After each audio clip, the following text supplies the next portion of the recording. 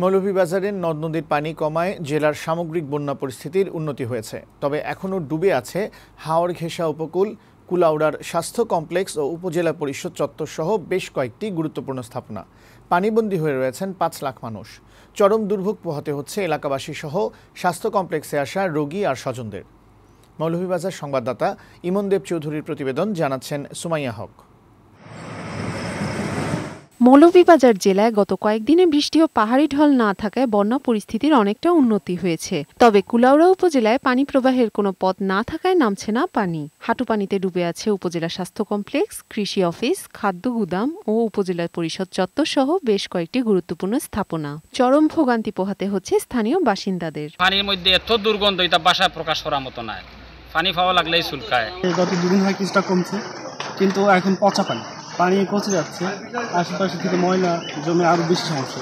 বন্যার পানি নিষ্কাশনের কোনো পথ না থাকায় পানিতে নিমজ্জিত হয়ে আছে চিকিৎসা সেবার অন্যতম ভরসা উপজেলা স্বাস্থ্য কমপ্লেক্স। পানি জমে থাকায় সেখান থেকে ছড়াচ্ছে দুর্গন্ধ সহ নানা পানিবাহিত রোগ। এমন ভোগান্তি থেকে রেহাই পেতে স্বাস্থ্য কমপ্লেক্সের সামনে নিজেদের উদ্যোগে কৃত্রিম সাঁকো তৈরি করেছেন স্থানীয়রা। বন্যার ৭ দিন পরেও সুনামগঞ্জ এবং সিলেটের পানি শুকিয়ে গেছে, কিন্তু কমলা এই কুলার অবস্থার পানি শুকাইতেছে না। নোংরা পানি হাসপাতালে মানুষের রোগীর খুব কষ্ট হওয়ার, আওয়া যাওয়া খুব ক্ষতি হওয়ার, মানুষের অনেক কষ্ট হওয়ার, মানুষ অনেক কষ্টতে দিন যেতে।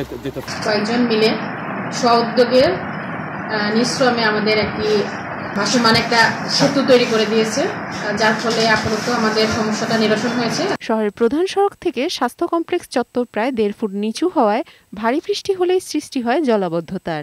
বিষয়গুলোকে বিবেচনায় এনে প্রয়োজনীয় ব্যবস্থার পরিকল্পনা নেওয়া হচ্ছে বলে জানালেন এই সংসদ সদস্য। ঢাকালুকির মধ্য দিয়ে যে প্রবাহিত খালগুলো রয়েছে সেগুলো সংস্কার করে পানি দ্রুত অপসারণ হয় এবং কিভাবে আমরা এর থেকে উত্তরণ করা যায় সেই কাজগুলো আমরা যত দ্রুত সম্ভব ইনশাআল্লাহ করব। ডেস্ক রিপোর্ট, বৈশাখী সংবাদ।